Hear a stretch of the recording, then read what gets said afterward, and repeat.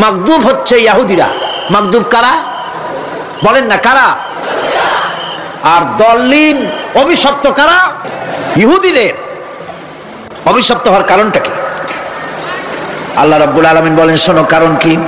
وَضُرِبَتْ عَلَيْهِمُ الْمَسْكَنَةُ ذَلِكَ بِأَنَّهُمْ كَانُوا يَكْفُرُونَ بِآيَاتِ اللَّهِ وَيَقْتُلُونَ الْأَنْبِيَاءَ بِغَيْرِ حَقٍّ ذَلِكَ بِمَا عَصَوْا وَكَانُوا يَعْتَدُونَ। তাদের উপর দারিদ্র এবং অসহায়তার অভিশাপ বর্ষিত হয়েছে। এর কারণ হলো তারা আল্লাহ পাকের আয়াতকে অস্বীকার করেছে, তারা অকারণে আল্লাহর নবীদেরকে হত্যা করেছে এবং প্রত্যেকটি ব্যাপারে আল্লাহর শরীয়তের সীমা লঙ্ঘন করেছে।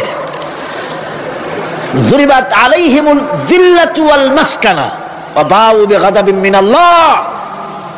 আল্লাহ পাক বলেছেন চিরকাল ইহুদিরা অভিশপ্ত, তাদের কোনো আবাসস্থল হবে না, সারা জীবন ঘুরে বেড়াবে। আপনারা বলবেন কই ঘুরে বেড়ায় না তো, তাদের তো জায়গা হয়েছে জেরুজালেমে, ইসরায়েলে, সেখানে তারা জায়গা করে নিয়েছে। তাহলে এটা কেমন হলো? এটা এইভাবে হচ্ছে, ওখানে তাদেরকে প্রতিষ্ঠিত করেছে আমেরিকা, ঠিক কিনা? আল্লাহ পাক কোরআন শরীফের মধ্যে বলেছেন, যদিও মানুষের সাহায্যে কোনো জায়গায় তাদেরকে আল্লাহর ইচ্ছায় অথবা মানুষের সাহায্যে কোথাও যদি জায়গা হয়, অপমানের জীবন যাপন করতে হবে সারাটা জীবন কিয়ামত পর্যন্ত, দুঃখে দুঃখে মরতে হবে, দেশে দেশে ঘুরে বেড়াতে হবে ভিক্ষুকের মতো। সে অবস্থাই হয়েছে। আমেরিকা ওদের উপর থেকে হাত উঠায়নি। মধ্যপ্রাচ্যের আজকের 20 ফোড়া ইসরায়েল, আমেরিকা যদি তাদের রুবুবিয়াতে প্রতিপালনের হাতটা উঠায় নেয়, তাহলে আরব দেশে যত লোক আছে যুদ্ধ করা লাগবে না, এক পাশে গিয়ে পেশাব করলে ভাইসে লোহিত সাগরে চলে যাবে। সুতরাং এই ইহুদিদের পথ অনুসরণ করা যাবে না। ইহুদিরা অপরাধ করছিল কি? একটু আগেই বললাম, তারা আল্লাহর আয়াতকে অস্বীকার করেছে, তারা নবীদেরকে হত্যা করেছে, এটাই হলো তাদের অপরাধ। তারা শরীয়তের ব্যাপারে বাড়াবাড়ি করেছে। সুতরাং আল্লাহ পাক বলছেন ইহুদিদেরকে ছাড়তে হবে, খ্রিস্টানদের অনুকরণ ছাড়তে হবে।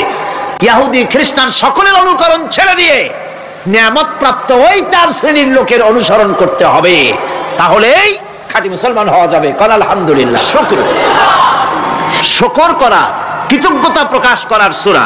এই সূরাটির মধ্যে মানুষ আল্লাহ পাকের অসীম অনুগ্রহের শুকরিয়া আদায় করে বলে প্রশংসার মাধ্যমে, এই জন্য এটার নাম হয়েছে সূরাতুশ শুকর। সূরাটির না আরেকটি নাম হচ্ছে সূরাতুদ দোয়া।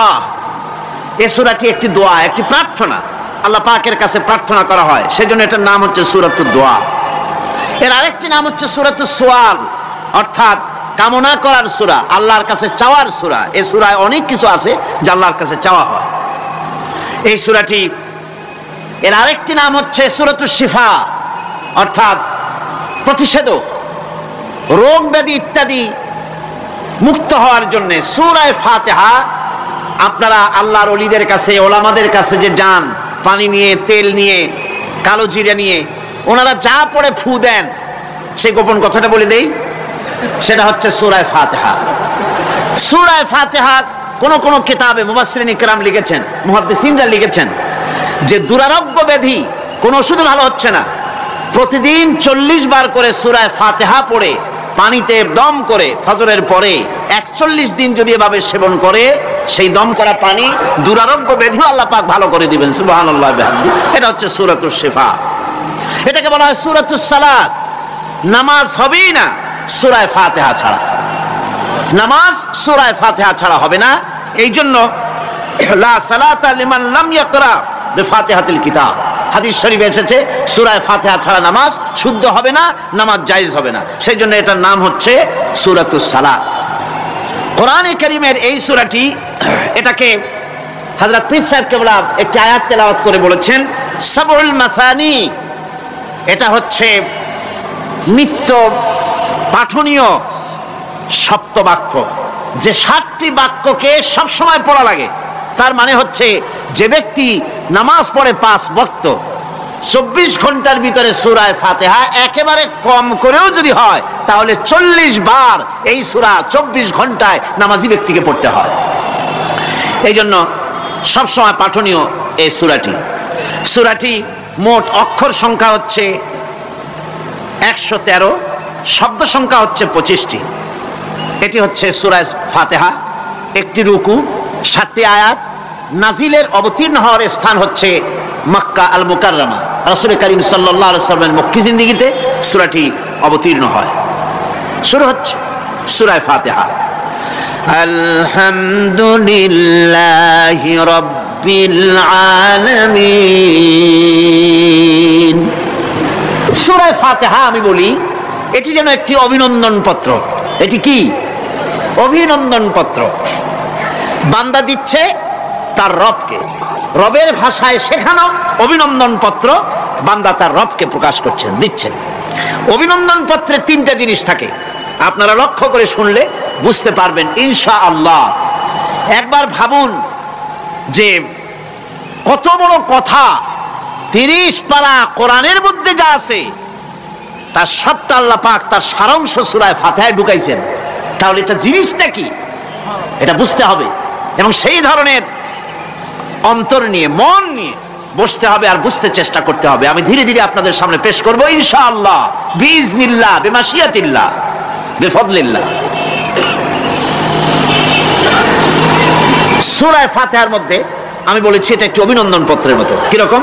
অভিনন্দন পত্রে 3টা জিনিস থাকে। কয়টা জিনিস থাকে? 3টা।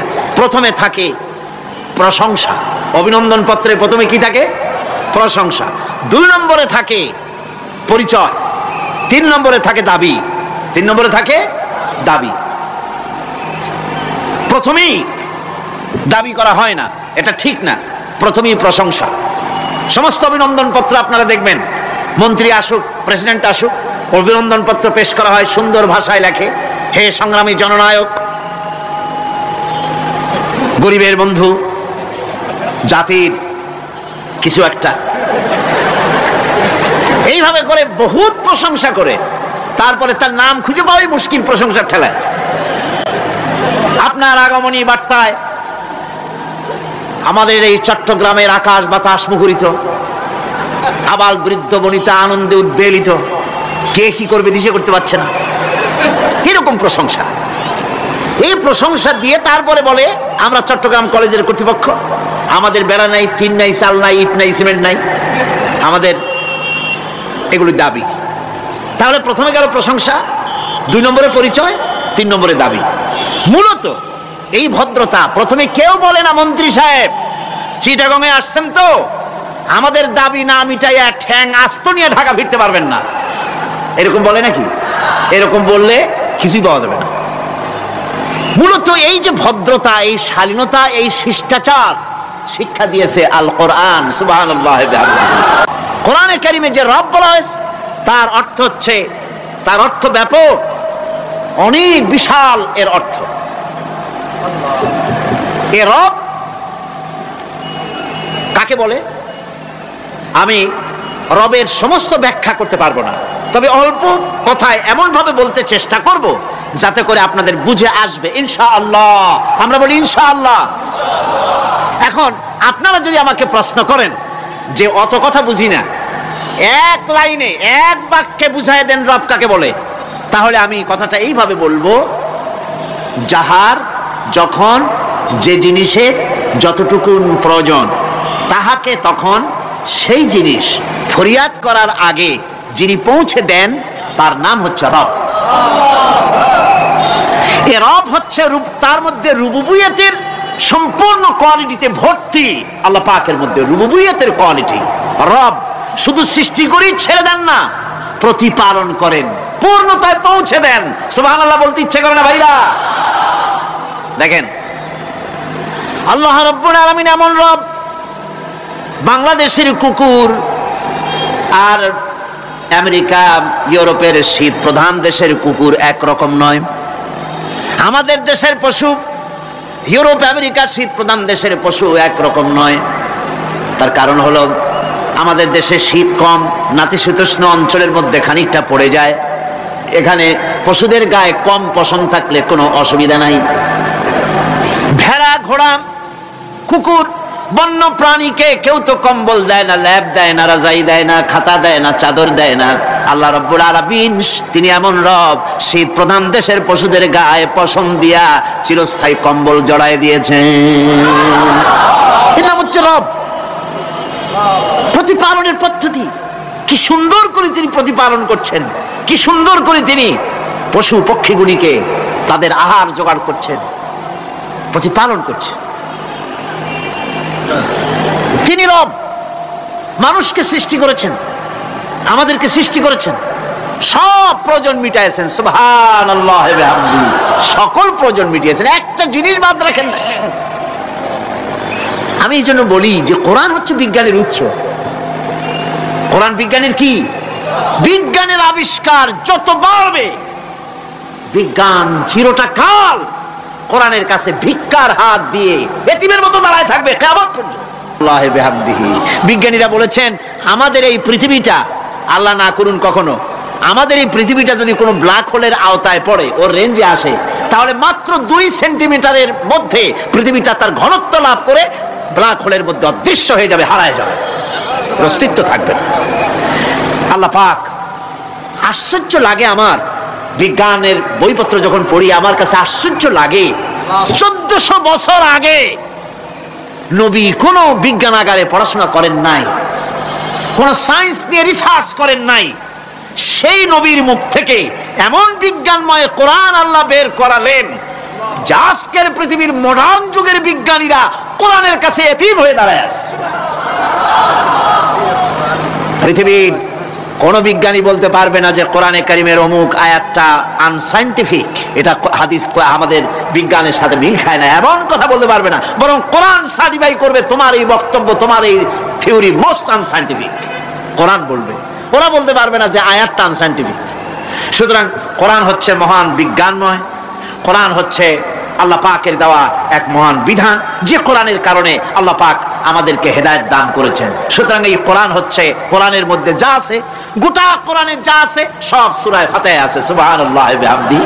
আল্লাহ পাক বলছেন আলহামদুলিল্লাহি রাব্বিল আলামিন। মহব্বতের সাথে পড়েন সবাই, আলহামদুলিল্লাহি রাব্বিল আলামিন। সমস্ত প্রশংসা, যাবতীয় প্রশংসা সে আল্লাহ পাকের, যিনি তামাম জাহানের পালনেওয়ালা রব। আল্লাহ পাক তার কাছে যখন বান্দা আলহামদুলিল্লাহি রাব্বিল আলামিন বলে, তখন প্রশ্ন হয় যে তার, যার প্রশংসা তুমি করছো, তোমরা করছো, তার কি আরো কোনো গুণকীর্তন আছে নাকি? আমরা বলি আর রহমানির রহিম, তিনি পরম দাতা এবং দয়ালু। রহমান এবং রহিম দুটি হচ্ছে সমঅর্থবোধক, প্রায় কাছাকাছি অর্থবোধক শব্দ।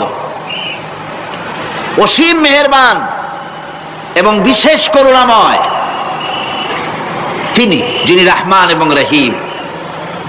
রহমান রহিম আল্লাহ পাকের দুটি গুণবাচক নাম।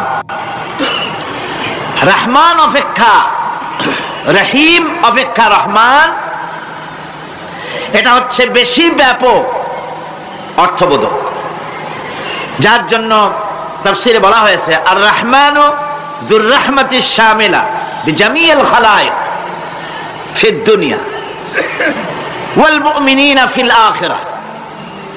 অর্থাৎ রহমান তিনি, যিনি এমন রহমতের মালিক যা বিশেষত গোটা বিশ্বের সমস্ত মানুষের জন্য প্রযোজ্য। আর রহিম হচ্ছে শুধু কিয়ামতের দিন পৃথিবীতে রহমান, তিনি দয়াবান পৃথিবীর সমস্ত মানুষের জন্য, এবং কিয়ামতে শুধু মুমিনদের জন্য। রহমান কিয়ামতে শুধু মুমিনদের জন্য। আর রহিম হচ্ছে আর রহিম যুর রাহমাতি শামিলা লিল মুমিনিনা ইয়াউমিল কিয়ামা। রহিম হচ্ছে শুধুমাত্র কিয়ামতের দিন আল্লাহ রাব্বুল আলামিন শুধু মুমিন লোকদের জন্য এই বিশেষ দয়া কিয়ামতের দিন করবেন। এখন রহমান হচ্ছেন পৃথিবীর সমস্ত মানুষের জন্য, সমস্ত প্রাণীর জন্য, তার দান থেকে কেউ বঞ্চিত থাকবে না, সকলের জন্য তার দানের দরজা অবারিত, উন্মুক্ত। এই পৃথিবীর বুকে আমরা দেখতে পাই মানুষ তার বন্ধুদেরকেই দেয়, শুধু সরকার হোক আর সাধারণ মানুষ হোক আপনজনদেরকে নিজের দলকেই বেশি নেয়। কথা ঠিক কিনা? নিজের দলের প্রতি, আত্মীয় স্বজনের প্রতি স্বজন প্রিয়তা মানুষের শরীরের ভিতরে রোগ হিসাবে কাজ করে, আর এভাবে করে নিজের দল আর আত্মীয় স্বজনকে বেশি করে সুযোগ সুবিধা দেয়। শত্রুকে কেউ দেয় না, শত্রুকে কেউ ডেকে ডেকে কোনো জিনিস দিতে চায় না বা দেয় না। আল্লাহ রাব্বুল আলামিন এমন রহমান, এমন দয়াবান, এমন মেহেরবান, যারা তার ইবাদত করে, যারা তাকে স্বীকার করে, আল্লাহ বলে তাকে যারা সেজদা দেয় আল্লাহ পাক তাদেরকেও দেন। আর যারা আল্লাহকে অস্বীকার করে, আল্লাহ রাব্বুল আলামিনকে মানে না, তার গুণাবলী কি স্বীকার করে না, তার অস্তিত্ব স্বীকার করে না, তারপরেও আল্লাহ রাব্বুল আলামিন কোন নাফরমান বান্দাকেও রহমত থেকে বঞ্চিত করেন না। সে যেই হোক, বেনামাজি হোক, মুরতাদ হোক, নাস্তিক হোক, তারপরে আল্লাহর অনুগ্রহ থেকে সে বঞ্চিত থাকে না। কথা ঠিক কিনা? বরং এটাই আমরা দেখি, নামাজি, দিনদার, পরেজগার মানুষ তার বরং কম থাকে, সে বরং কম পায়। বাড়ি নাই, ঘর নাই, কলকারখানা নাই, আর নামাজ রোজা করে না, হজ যাকাত করে না, আল্লাহর সাথে বিরোধিতা করে, আল্লাহরে মানেই না, বলে দেয়ার ইজ নো গড, স্রষ্টা বলতে কেউ নাই। এই ড্রিঙ্ক অ্যান্ড বি মেরি, এই হচ্ছে তাদের থিওরি, তাদের দর্শন, তাদের ফিলসফি। এই জাতীয় লোকগুলি বরং দেখা যায় তারা ক্ষমতা পায়, বাড়ি হয়, গাড়ি হয়, কল হয়, কারখানা হয়, সম্মান পায়। এটা কেন?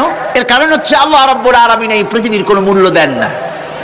এই পৃথিবীর মূল্য যদি আল্লাহ পাকের কাছে একটা মশার ডানার তুল্য যদি হতো, আল্লাহ পাক বিদ্রোহীদেরকে, কাফেরদেরকে এক ঢোক পানি আল্লাহ পাক গিলতে দিতেন না।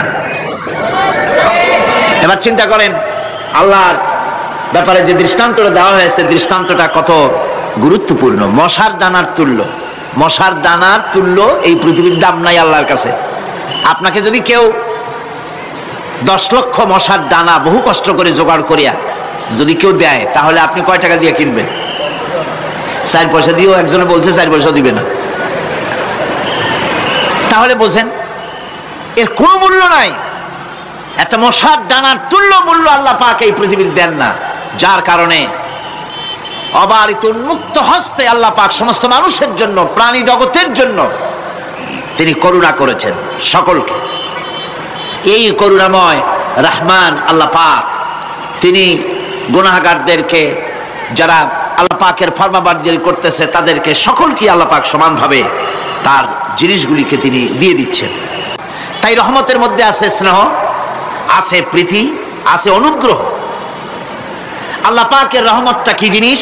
সেটা হচ্ছে রাহমাতি ওয়াসিআত কুল্লা শাই, আমার রহমত দিয়ে সমস্ত জিনিসকে ঢেকে রাখা হয়েছে। প্রত্যেকটি জিনিসের ভিতরে আল্লাহ পাকের রহমত রয়েছে। রহমত ছাড়া এই পৃথিবীতে মানুষের চলার কোনো পথ নাই। সমস্ত ব্যাপারেই আল্লাহ পাকের রহমত আর রহমত। আমরা যখন বললাম আর রহমানির রহিম, বলেন সবাই আর রহমানির রহিম। আবার প্রশ্ন হয়, বান্দা বুঝলাম, আরো কোনো কোয়ালিটি, আরো কোনো বৈশিষ্ট্য তার আছে নাকি? আমরা বলি মালিকি ইয়াউমিদ্দিন, তিনি হচ্ছেন বিচার দিনের মালিক, শেষ বিচারের মালিক তিনি। একদিকে এটাকে ব্যালেন্স করা হয়েছে, একদিকে অফুরন্ত রহমত, যার কোনো কুল নাই, কিনারা নাই। এখন আদল দরকার। এখন কি দরকার? আদল, ইনসাফ দরকার।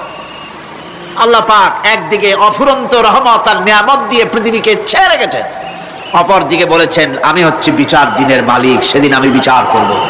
সেই বিচারের ভিতরে কোনো পক্ষপাতিত্ব থাকবে না, হবে না।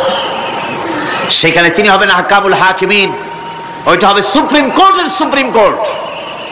সেই পরকালে, সেই কিয়ামতের মাঠে আপনাকে আমাকে সকলকে উপস্থিত হতে হবে, নাকি হবে না? সবাইকে উঠতে হবে। এই দিন শব্দটি কোরআনে কারিমে বহু জায়গায় বলা হয়েছে এবং বিভিন্ন অর্থে ব্যবহার করা হয়েছে। যেমন দিন শব্দের অর্থ প্রভাব, প্রতিপত্তি, আধিপত্য, ইতাআত, বন্দিগি, দাসত্ব, আনুগত্য, নীতি, পথ, পন্থা, হিসাব, ফয়সালা, প্রতিদান, প্রতিফল, এরকম অনেক অর্থে দিন শব্দ কোরআন কারীমের মধ্যে ব্যবহৃত হয়েছে। কিন্তু এখানে মালিক ইয়াউমিদ্দিন, এই দিন এখানে ব্যবহার করা হয়েছে প্রতিফল অর্থে। প্রতিফলের দিন, যেদিন প্রতিফল দেওয়া হবে, তিনি হচ্ছেন সেই দিবসের অধিপতি, সেই দিবসের মালিক। সূরা ইনফিতারে আল্লাহ পাক বলছেন, ওয়ামা আদরাকা মা ইয়াউমুদ্দিন সুম্মা মা আদরাকা মা ইয়াউমুদ্দিন। বিচারের দিনটি কি তা তোমাকে কে জানালো? আবার জিজ্ঞেস করছি, তোমাকে কে জানালো বিচারের দিনটা কি? আল্লাহ পাক জবাবে বলছেন, বিচারের দিনটা হচ্ছে ইয়াউমা লা তামলিকু নাফসুন লিনাফসিন শাইআন ওয়াল আমরু ইয়াউমা ইযিন লিল্লাহ। বিচারের দিন হচ্ছে এমন দিন যেদিন কেউ নিজেকে রক্ষা করতে পারবে না, কারো থেকে কেউ নিজেকে রক্ষা করতে পারবে না, নিজেকে কেউ নিজের জন্য কাউকে সাহায্যকারী পাবে না। আর সমগ্র ব্যাপারটি নিরঙ্কুশ ভাবে আল্লাহ রাব্বুল আলামিনের হাতে থাকবে। সেই দিনটার নাম কিয়ামত, সেটার নাম পরকাল, সেটার নাম হচ্ছে বিচারের দিন। যেদিন কর্তৃত্ব হবে কেবলমাত্র কার? আল্লাহ পাক। সেই দিনটা হচ্ছে কর্মফল পাওয়ার দিন। লাহা মা কাসাবাত ওয়া আলাইহা মা কাসাবাত। প্রত্যেক মানুষই সে উপার্জন অনুসারে সেখানে ফল পাবে। যেমন কর্ম তেমন ফল পাবে, ব্যক্তি হিসাবে পাবে, দল হিসাবে পাবে। তিলকা উম্মাতুন ক্বাদ খালাত লাহা মা কাসাবাত ওয়া লাকুম মা কাসাবতুম ওয়া লা তুসআলুনা আম্মা ইয়ামালুন। প্রত্যেক মানুষই তার উপার্জন অনুসারে ফল পাবে। যা সে পাবে তা নিজের উপার্জন ছাড়া আর কিছুই না, আর যে ফল পাবে সেটাও তার উপার্জন। সুতরাং কিয়ামতের দিন আল্লাহ মানুষের উপরে কোনো জুলম করবেন না, অত্যাচার করবেন না।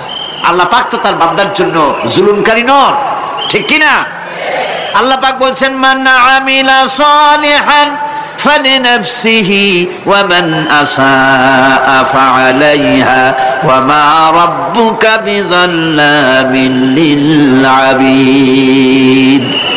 যে ব্যক্তি পুণ্য কাজ করলো সে নিজের কাজে নিজের স্বার্থেই তা করলো। আমরা যে নামাজ পড়ি এটা কি আল্লাহর স্বার্থ? কথা কন, আল্লাহর স্বার্থ? সারা পৃথিবীর সমস্ত মানুষ যদি আল্লাহরে সেজদা দেয়, আল্লাহর ক্ষমতা আরো কিছু কালের জন্য বাড়বে নাকি?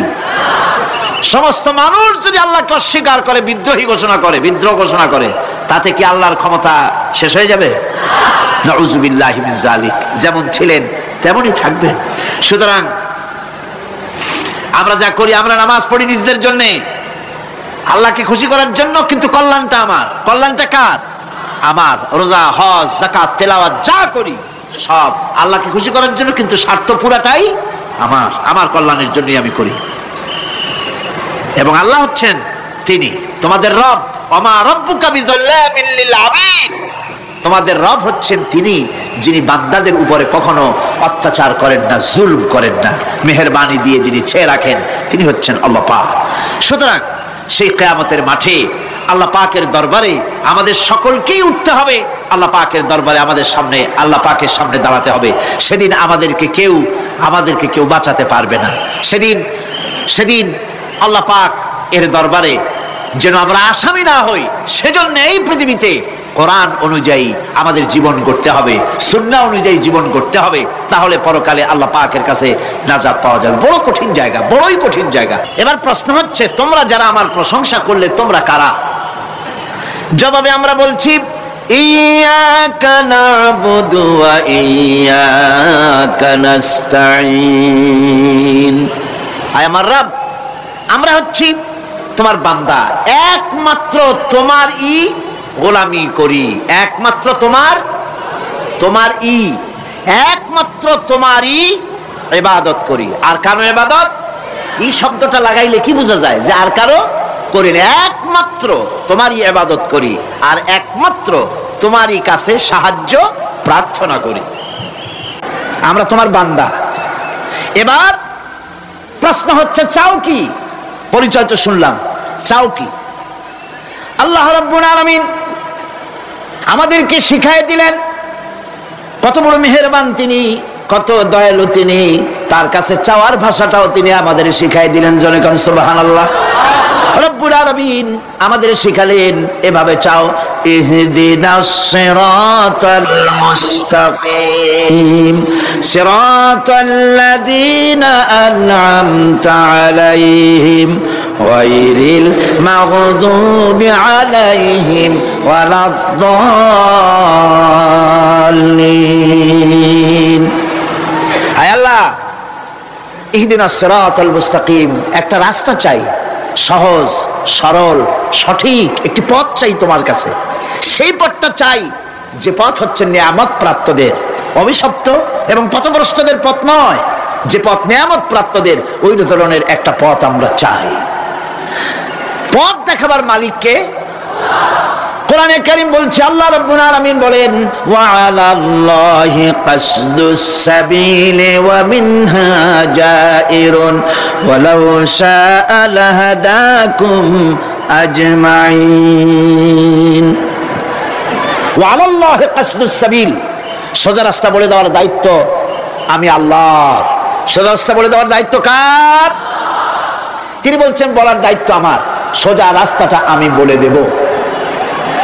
আল্লাহ রাব্বুল আলামিনের কাছে বান্দা যখন রাস্তার দাবি করলো, সোজা পথ চাই, সহজ পথ একটা তোমার কাছে চাই, রব্বুল আলামিন সূরা ফাতিহার 7টা আয়াতের এই অভিনন্দন পত্রের জবাবে 30 পারা কোরআন শরীফ আল্লাহ পাক বান্দারে দান করে দিলেন। জবাবে বলে দিলেন, ওয়ানিবুদুনি হাযা সিরাতুম মুস্তাকিম। সোজা রাস্তাটা হলো আমার আনুগত্য, আমার গোলামি, আমার দাসত্ব, এটাই হলো সোজা রাস্তা। এই সোজা রাস্তাটা আমি বলবো। রাস্তা তো অনেক হতে পারে, কিন্তু সোজা রাস্তা বলে দেওয়ার দায়িত্ব কার? আল্লাহ পাকের। দেখেন এই যে বিশাল মাহফিল, এই মাহফিলে যত লোক আসছে সব লোক কি একমতের, এক চিন্তার, এক আদর্শের? না। এই কয়েক লক্ষ জনতার ভেতরে হাজারো মতের লোক আছে, হাজারো চিন্তার লোক আছে, হাজারো আদর্শের লোক আছে। সব আদর্শ, সব চিন্তা, সব কি ঠিক? সবটাই কি নির্ভুল? না, সঠিক নির্ভুল একটা। কয়টা হয়? একটাই হয় মাত্র। এই জন্য আমি দৃষ্টান্ত দিতে গিয়ে বলি, অঙ্ক পরীক্ষা যেদিন হয়, ছেলেরা অঙ্ক পরীক্ষা যেদিন দেয়, সে অঙ্ক পরীক্ষা দিতে গিয়ে অঙ্ক যারা ভুল করে তাদের ফলাফল কয় রকম হয় বলেন? হ্যাঁ, অনেক রকম হয়। আর যাদের অঙ্ক যাদের ঠিক হয় তাদের ফলাফল কয় রকম? একরকম। তার অর্থ কি? তার অর্থ হলো ভুলের পথ অনেক আর হকের পথ, বাতিলের পথ অনেক, ভুলের পথ অনেক, সঠিক এবং হক যেটা তার পথ হচ্ছে মাত্র একটা। এই জন্যে আল্লাহ রাব্বুল আলামিন তিনি সোজা রাস্তা বলে দেওয়ার দায়িত্বটা নিয়েছেন। কোরআন বলছে প্রত্যেকটি সৃষ্টির শুরু হতে শেষ পর্যন্ত 4টা স্তর পার হতে হয়। তার সর্বশেষ স্তর হলো হেদায়েত। 4টে স্তর পার হওয়ার সর্বশেষ স্তর হচ্ছে হেদায়েত। আল্লাযী খালাকা ফাসাওয়া ওয়াল্লাযী কাদ্দারা ফাহাদা। তিনি সকল বস্তুকে সৃষ্টি করেন এবং তারপর তার পরিমাপ, তার কর্মপথ, তার হেদায়েত তিনি দিয়ে দেন। তার মানে হচ্ছে তিনি সৃষ্টি করেন, সামঞ্জস্য রাখেন, পরিমাপটা ঠিক করেন এবং পথের নির্দেশ দেন। সৃষ্টি করেই ছেড়ে দেন না, তার হেদায়েত দিয়ে দেন। তার পরিমাপটা ঠিক করেন, সামঞ্জস্য করেন। কিরকম? দেখুন, আপনি যখন দাঁড়ান তখন আপনার পায়ের উপরে হাঁটু থেকে হাঁটুর নিচের যে অংশ পা পর্যন্ত, ওইটাকে কি কয়? পা, নলা। এই তো ঠিক বলছেন, নলা। আপনারা আমাকে সাহায্য করবেন যেখানে আমি আটকে যাই। নলা। এই নলাটা পায়ের সেন্টারে যদি রাখা হতো, বোঝেন ভালো করে, পায়ের সেন্টারে এই জায়গাটা, এটা ধরুন পা, এই জায়গাটায় যদি হতো পায়ের নলাটা, হয় সিটায় পড়তেন না হয় ফুটোয় পড়তেন। আল্লাহ পাক বলছেন শুধু সৃষ্টি করি না, সামঞ্জস্য এবং পরিমাপ ঠিক করি। মাপ মতো পাটা সামনে গোড়ালির কাছে নলাটা বসায় দেওয়া হয়েছে যাতে আপনি চিত না হন, বুটো হয়ে না পড়েন। সুবহানাল্লাহ কইতে ইচ্ছে করে না? এই নলাটা যদি আঙ্গুলের দিকে আসতো আর পাটা যদি পিছনের দিকে বেশি অংশ থাকতো, যতই সামনে হাঁটতেন ততই পিছনে চলে যেতেন। ভূত নাকি, ভূতের পা থাকে নাকি পিছনের দিকে, বলে লোকেরা, আমি দেখি নেই। ভূত নাকি সামনে আগাতে গেলে পিছনে চলে যায়। আর হাঁসের ডিম থেকে বাচ্চা বেরোলে সেই বাচ্চা আর মা বাবা দুজনকেই ভাড়ায় দেন পানির মধ্যে, সাঁতরায় উঠে আসবে, ঠিক কিনা? কে শিখালো সাঁতার? কে শিখালো? শুধু সৃষ্টিই করেন না, আল্লাহ পাক সৃষ্টি করেন, সামঞ্জস্য এবং পরিমাপকে ঠিক করেন এবং তাকে পথের নির্দেশ দেন। এটা হলো সর্বশেষ, সৃষ্টি করে ছেড়ে দেন না। যেমন কোরআনে কারীমে হযরত ইব্রাহিম আলাইহিস সালাম তিনি তার সম্প্রদায়ের সাথে যে কথোপকথন করেছিলেন, বিষয়টি আল্লাহ পাক কোরআনে কারীমের মধ্যে কোট করে দিলেন। এই হেদায়েতের বিষয় সেখানে আছে বলে আল্লাহ পাক বিষয়টা কোরআনে জায়গা করে দিলেন। ওয়া ইয ক্বালা ইব্রাহিমু লিআবিহি ওয়া কওমিহি ইন্নানি বারাউম মিম্মা তা'বুদুন ইল্লাল্লাযী ফাতারানি ফাইন্নাহু সায়াহদিন। ইব্রাহিম আলাইহিস সালাম তার পিতা এবং তার গোত্রকে বললেন, তার সম্প্রদায়ের লোকদেরকে, নিঃসন্দেহে আমি মুক্ত, আমি পবিত্র। তোমরা যেসব জিনিস দিয়ে যেসব এর ইবাদত করো, গোলামি করো, আনুগত্য করো, আমি তার থেকে পবিত্র। আমি তো শুধু ইবাদত করি, গোলামি করি সেই স্রষ্টা যিনি আমাকে সৃষ্টি করেছেন। আমার সম্পর্ক শুধুমাত্র সেই সত্তার সাথে যিনি সৃষ্টি করেছেন। আল্লাযী খালাকানি ফাহুয়া ইয়াহদিন, যিনি আমাকে সৃষ্টি করে শুধু সৃষ্টি করেন নাই, আমাকে হেদায়েত দিয়েছেন, আমাকে পথের দিশা দিয়েছেন।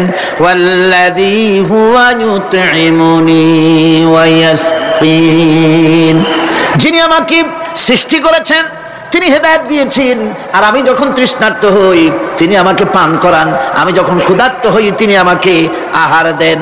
ওয়া ইযা মারিতু ফাহুয়া ইয়াশফিন, আর যখন অসুস্থ হই তখন তিনি আমাকে রোগ মুক্ত করে দেন। সুবহানাল্লাহি ওয়া বিহামদি।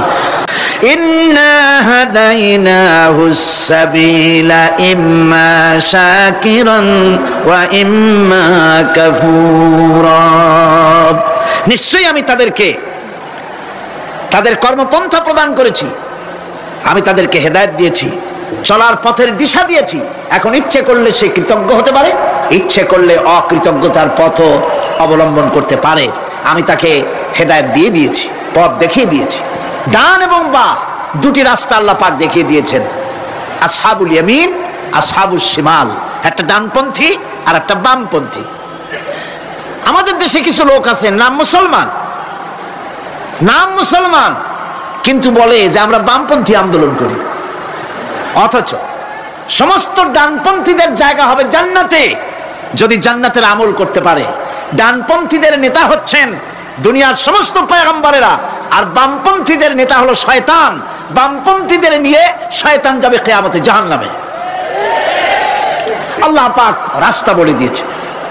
আল্লাহ রাব্বুল আলামিন বলেন, আলাম নাজআল লাহু আইনাইনি ওয়া লিসানান ওয়া শাফাতাইন ওয়া হাদাইনাহুন নাজদাইন, আমি কি তোমাদের দুটি চক্ষু দেই নাই, দেখার জন্য দুটো চোখ দেই নাই? আমি কি তোমাদেরকে কথা বলার জন্য দুটো ঠোঁট দেই নাই? এরপরে আমি কি তোমাদেরকে ভালো মন্দ বোঝার জন্য আমি কি হেদায়েত দেইনি? ভালো মন্দ সবটা বোঝার জন্য আমি তোমাদেরকে হেদায়েত দিয়েছি। সুতরাং এই হেদায়েতের রাস্তা ছেড়ে দিয়ে তোমরা নিজেদেরকে গুমরাহির মধ্যে ডুবিয়ে দিও না, আমার দেওয়া হেদায়েতের রাস্তায় নিজেদেরকে পরিচালিত করার জন্য প্রচেষ্টা করো। সিরাতুল মুস্তাকিম, এজন্য মডেল দরকার। কার অনুসরণ করব? আল্লাহ পাক শিখায় দিলেন, সিরাতাল্লাযীনা আন'আমতা আলাইহিম, পড়েন সবাই, সিরাতাল্লাযীনা আন'আমতা আলাইহিম গায়রিল মাগদুবি আলাইহিম ওয়ালাদ-দাল্লিন। আয় আল্লাহ, অনুগ্রহপ্রাপ্ত দল, সেই রাস্তা অনুগ্রহপ্রাপ্তদের রাস্তা চাই, তোমার মনোনীত ব্যক্তি অনুগ্রহপ্রাপ্ত যারা তাদের পথ অনুসরণ করতে চায়। নবী বলুন, আমি তোমাদের মতো মানুষ, আমার উপরে ওহী আসে, ইন্নামা আনা বাশারুম মিসলুকুম, তোমাদের মতো মানুষ। একটু ভালো করে বিষয়টা বুঝেন। আরো বলেছি আমি, আজকে আবার স্মরণ করায় দেই। আল্লাহ শিখাই দিচ্ছেন, বলুন আমি তোমাদের মতো মানুষ, ফেরেশতা নই, জিন নই, আমার কাছে ওহী আসে। পার্থক্য এখানে। তবে আরো পার্থক্য আছে, সেটা হচ্ছে আমরা হচ্ছি সাধারণ মানুষ, নবীরা হচ্ছেন অসাধারণ মানুষ। সুবহানাল্লাহ। আমরা হচ্ছে মানব, রাসূল আল্লাহর পয়গম্বররা হচ্ছেন মহামানব। কথা বুঝে আসছে? তার মানে হলো আমরা সাধারণ মানুষ, সাধারণ মানুষেরা গুনাহ করতে পারে, ভুল করতে পারে, সব রকমের গুনাহ করতে পারে, নবীরা কোনো গুনাহ করতে পারেন না। আল্লাহ পাক তাদের দিয়ে গুনাহ করান না। আল্লাহ পাক ফেরেশতা দিয়ে, আপন কুদরত দিয়ে নবীদেরকে হেফাজত করেন। সুবহানাল্লাহ। সুতরাং এই কথা বিশ্বাস করতে হবে, সমস্ত নবীরা হচ্ছেন মানুষ। নবীদের আদর্শই কেবলমাত্র আদর্শ, সেই আদর্শকেই গ্রহণ করতে হবে, তাকেই একমাত্র নেতা হিসাবে গ্রহণ করতে হবে। আমার নেতা বলতেও রাজি না। মুশকিল কি এক জায়গায়? কয় যে নেতা বলা যাবে না কেন? কয় যে ওই যে মানুষেরা বলে, স্লোগান দেয়, আমার নেতা, তোমার নেতা, অমুক তমুক, হেন তেন, তো এগুলির সাথে নবীরে মিশানো এটা ঠিক না। আচ্ছা, নবীরে নেতা কব না, কবটা কি? নবী কি হয় নেতা হবে, না হয় অনুসারী হবে, এর বাইরে তো কিছুই নাই। হয় ইমাম, না হয় মুক্তাদি। বাইরে কি? বাইরে তো নাই কিছু। সুতরাং নবী কি মুক্তাদি হবে? নবী কি অনুসারী হবে? নিশ্চয়ই হাজার বার নবী হচ্ছেন ইমাম, নবী হচ্ছেন নেতা।